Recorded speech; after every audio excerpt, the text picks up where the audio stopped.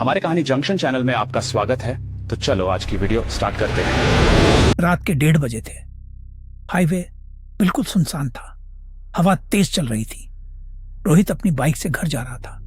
उसने देखा सड़क के किनारे एक आदमी खड़ा था। सफेद कपड़े, झुका हुआ सिर, हाथ हिलाकर लिफ्ट मांग रहा था। रोहित ने सोचा बेचारा मुसीबत में होगा। जैसे ही रोहित उसके पास रुका, वह आदमी धीरे धीरे अपना चेहरा ऊपर उठाता है। चेहरा बिल्कुल पीला, आंखें काली और हल्की सी अजीब मुस्कान। रोहित का दिल जोर जोर से धड़कने लगा।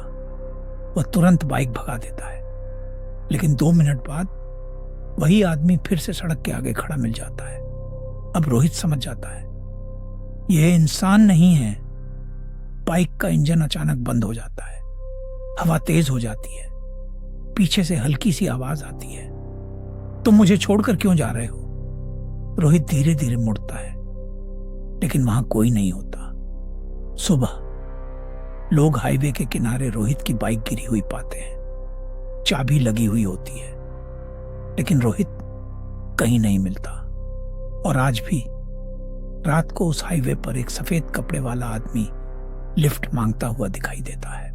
सुबह जब रोहित नहीं मिला, पुलिस को सिर्फ उसकी बाइक मिली, हाईवे के किनारे गिरी हुई, इंजन बंद, पर चाबी लगी हुई। गांव वाले डर गए। उन्होंने बताया इस सड़क पर पहले भी लोग गायब हो चुके हैं। पुलिस ने मामला बंद कर दिया।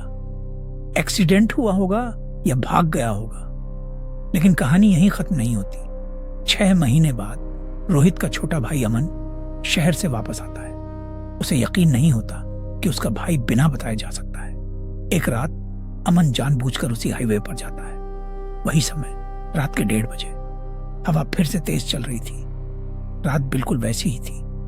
अचानक सड़क के किनारे वही सफेद कपड़े वाला आदमी खड़ा था। इस बार अमन नहीं रुकता।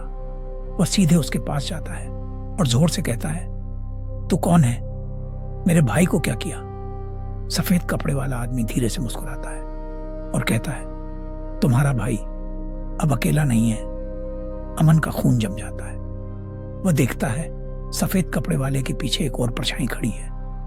वह परछाई रोहित की थी, लेकिन रोहित की आंखें बिल्कुल खाली थी।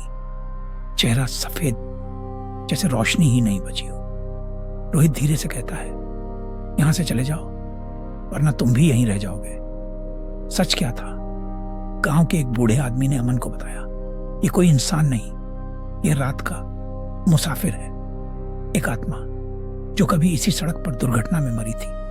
उसकी आत्मा को शांति नहीं मिली, इसलिए वह हर उस इंसान को अपने साथ ले जाता है जो उस पर दया करके रुकता है। वह उन्हें एक दूसरी दुनिया में फंसा देता है, जहां से वापस आना संभव नहीं। अंतिम मोड़ अमन घर वापस आ जाता है। वह बच गया, लेकिन उस रात के बाद कभी कभी रात के 1:30 बजे अमन को अपने फोन पर एक अनजान कॉल आती है। सिर्फ हवा की आवाज और फिर रोहित की हल्की सी आवाज, अमन मुझे घर ले चलो। अमन सामान्य दिखने की कोशिश कर रहा था, लेकिन उसकी आंखों के नीचे काले घेरे बढ़ते जा रहे थे। हर रात 1:30 बजे एक अनजान कॉल आती। इस बार सिर्फ आवाज नहीं, स्क्रीन पर रोहित का चेहरा दिखाई देता है, लेकिन वह वीडियो कॉल नहीं होती, नेटवर्क भी नहीं होता।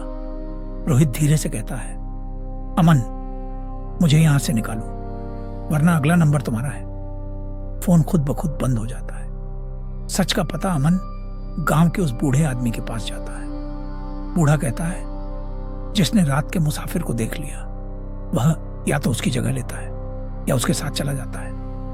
अमन समझ जाता है रोहित को बचाने का सिर्फ एक तरीका है, उसे अपनी जगह देनी होगी। अंतिम रात 1:30 बजे अमन फिर से हाईवे पर खड़ा है। हवा और तेज आसमान में बादल, स्ट्रीट लाइट झिलमिला रही थी। वही सफेद कपड़े वाला आदमी सामने खड़ा था। इस बार अमन नहीं डरता।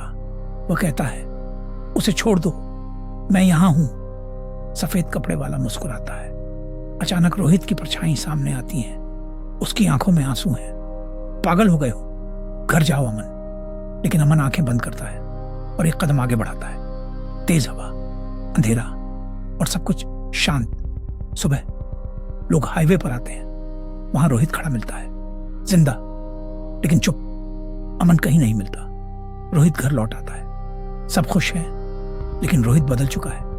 अब वह कम बोलता है, रात को अकेला बाहर देखता रहता है, और हर रात 1:30 बजे वह अपने फोन को देखता है। स्क्रीन पर एक नाम चमकता है, अमन कॉलिंग। हवा की आवाज, स्क्रीन काली। अंतिम मोड कैमरा धीरे धीरे हाईवे पर जाता है। अब सफेद कपड़ों में जो इंसान खड़ा है वह अमन है, और उसके पीछे वही पुराना मुसाफिर मुस्कुराता हुआ खड़ा है। आपको हमारी कहानी अच्छी लगी तो वीडियो को लाइक एंड चैनल पर न्यू हो तो कहानी जंक्शन को सब्सक्राइब करके जना